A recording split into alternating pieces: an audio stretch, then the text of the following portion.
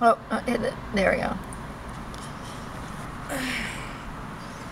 So, I was in prison, and I don't really like to talk about it, but keep probing me with these questions, man. I may have a smile on my face, but it was no laughing matter.